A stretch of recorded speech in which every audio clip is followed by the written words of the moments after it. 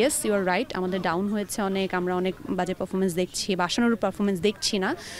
Domestic লেভেলে ওরা আসলে আমাদের থেকে অনেক দূর এগিয়ে আছে। আশরাফুল ভাইয়ের অ্যানালাইসিস আমার খুব ভালো লাগে।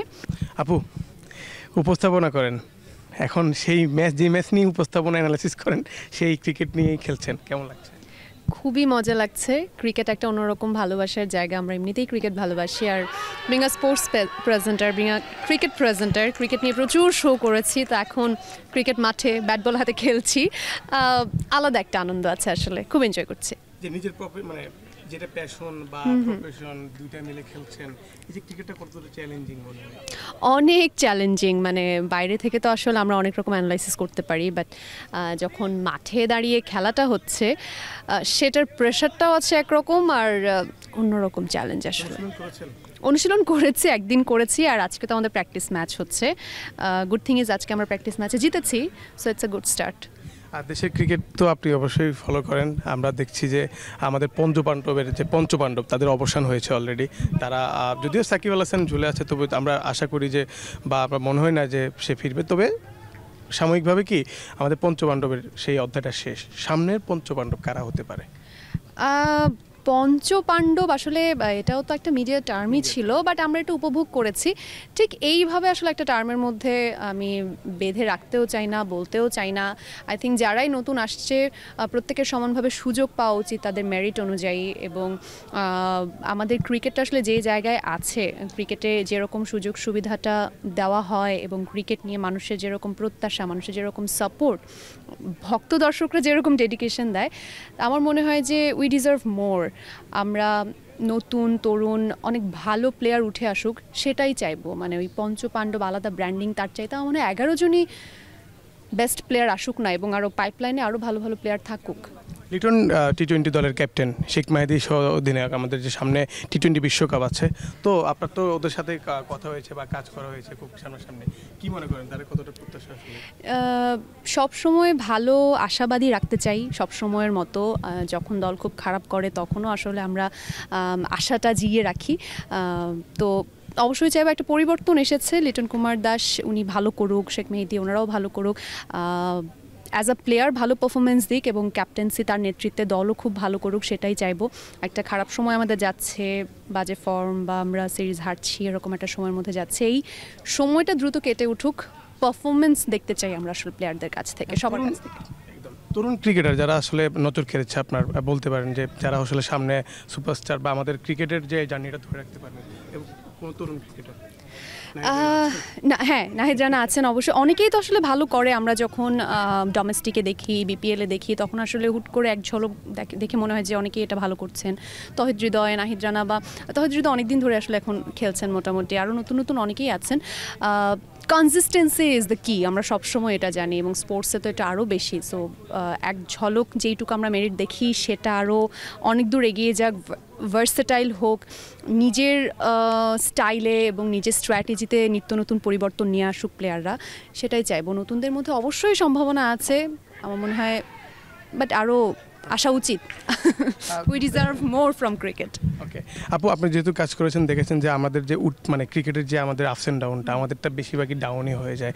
আমরা দীর্ঘদিন ধরে ক্রিকেট খেলছি, কিন্তু আমাদের যে আশেপাশে যারা আছে, আফগানিস্তানের মতো দল দুর্দান্ত খেলছে, তাদের কিন্তু দেশটাও কিন্তু আমাদের তুলনায় মানে ক্রিকেটার তৈরিতে কিন্তু তারাই এগিয়ে যাচ্ছে। আমাদের কিন্তু অনেক ফ্যাসিলিটি থাকার পর পারছি না। এই যে পিছিয়ে থাকাটা, এটা আপনি কীভাবে দেখেন?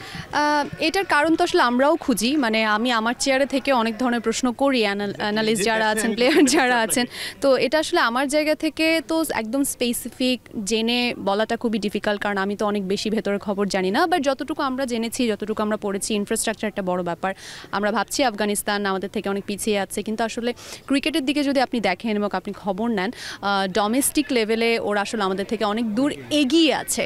সো আমরা ওইটাই বারবার বলছি যে আমাদের ক্রিকেটের জন্য আমাদের অনেক সুযোগ সুবিধা আছে, আমাদের অনেক সাপোর্ট আছে, কিন্তু আসলে ইনফ্রাস্ট্রাকচারটা কতটুকু আমরা প্রপারলি রেডি করছি, আমার মনে হয় ওই জায়গাটায় আরও বেশি রুলস অ্যান্ড রেগুলেশন, ওই জায়গাটায় আরও বেশি দেশপ্রেম নিয়ে যদি কাজটা করা হয়, এটা ওভারঅল আমাদের ক্রিকেটের জন্য ভালো হবে। যদি একদম পুরো, আমাদের দেশটা তো ছোট, তো এই ছোট্ট একটা দেশের প্রতিটি জায়গায় জায়গায়, জেলা শহরে সব জায়গা থেকে যদি আসলে প্রপারলি নার্চার করে ক্রিকেটার ছোট থেকে আনা হয়, এখন থেকেই যদি কাজ করা হয় ইটস নেভার টু লেট, যেটা আমার কাছে ব্যক্তিগতভাবে মনে হয়।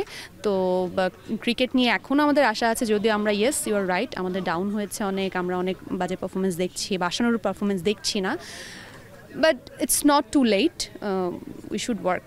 দীর্ঘদিন ধরে কাজ করছেন, নিজের যদি বলি যে কোন ম্যাচটা আসলে এখনো পর্যন্ত ভুলতে পারছেন না, মানে যদি কোনো আমার আসলে এরকম উইনিং মোমেন্ট, আমার আসলে এরকম বলাটা আমি আসলে একটু ভুলে যাই, এটা একটা ব্যাপার। আর এত একসাথে করেছি প্রচুর, এক্স্যাক্টলি না বলতে পারছি না, বাট এরকম অনেকবার হয়েছে। হ্যাঁ অবশ্যই, এরকম তো অসংখ্যবার হয়েছে, মানে দুইটাই হয়েছে। তো বাংলাদেশের খেলা যখন থাকে তখন যখন জিতে যায়, একদমই স্পেসিফিকলি মনে নাই, তবে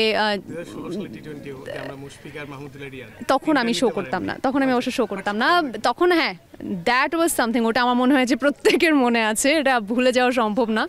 ক্রিকেটেও কিছু মোমেন্ট থাকে যেটা শুধুমাত্র মানে বাংলাদেশের বলে আমাদের মনে আছে, এটা আমার কাছে এটা মনে হয় ওয়ার্ল্ড ওয়াইড ক্রিকেট যারা দেখে সবারই মনে থাকবে। আমি তো 2018 থেকে শো করছি, বাট এর মধ্যে অনেকবার এরকম হয়েছে উইনিং শো করেছি, হেরে যাওয়ার শো অনেক করেছি। হেরে গেলে খুব মন খারাপ থাকে, কিন্তু তারপরও সেটাকে ব্যতি রেখেই কাজ করতে হয়, যেহেতু আমার প্রেজেন্টার নিউট্রাল থেকে আসলে শোটা করতে হয়। সব মিলিয়ে শেষ প্রশ্নই করি আপনাকে, যে দেশের যে ক্রিকেট আপনি বলছিলেন যে আফগানিস্তান অনেক, তাদের ডোমেস্টিক ক্রিকেটটা অনেক উন্নত।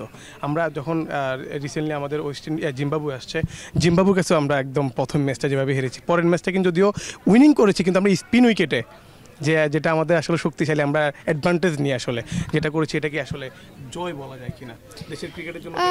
জয় বলবো, যে কোনো জয় মানে জয়কে আমি আসলে সেই ক্রেডিটটা আমি এতটুকু নিতে চাই না, but yes cricket is unpredictable আমাদের লাইফের মতোই। সো ওই যে বলে না গৌরবময় অনিশ্চয়তার খেলা ক্রিকেট, সো এটাই আপনি যেটা বললেন যে যেই জায়গায় আমাদের শক্তিমত্তা আপনি সেই জায়গায় দেখেন নাই, কোনো মতে হয়তো জিতেছে, বাট এটাই এনিথিং ক্যান হ্যাপেন। সো যেটা শুধু শক্তিমত্তা সেটা দিয়েই জিতবে এমন না, হয়তো যে জায়গায় আমরা পিছিয়ে আছি কোনো সময় সেই জায়গাটা তো আমরা ভালো করে জিততে পারি।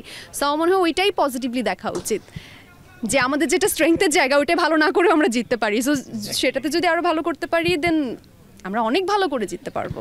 আপু আপনি ক্রিকেটের প্রেজেন্টেশন করেন, তো মানে উপস্থাপনা করেন, তো উপস্থাপনার যেহেতু ক্রিকেট নিয়ে আমরা অনেকেই আছি যে আসলে সাংবাদিকতা করি ক্রিকেটকে ভালোবেসে, আপনার কি কখনো ক্রিকেটার হওয়ার ইচ্ছে ছিল?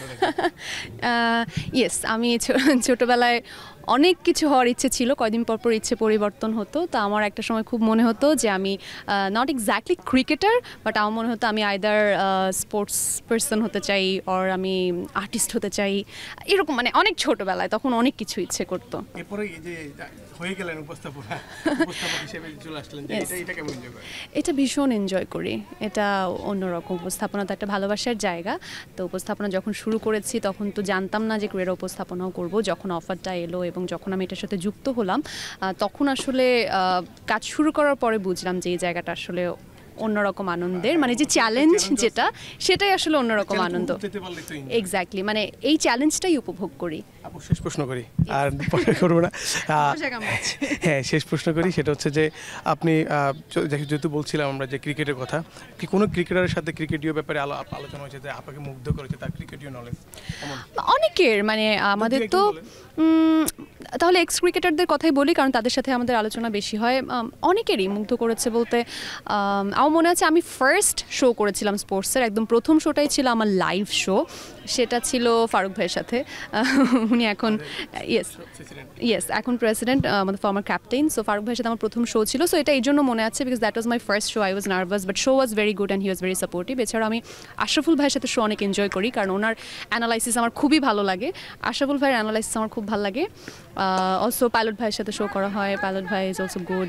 সবাই মানে সবার সাথে এনজয় করি, যারা মানে তারেক আজিজ খান আছেন, বেলিম ভাই আছেন, লাইক এভরিওয়ান।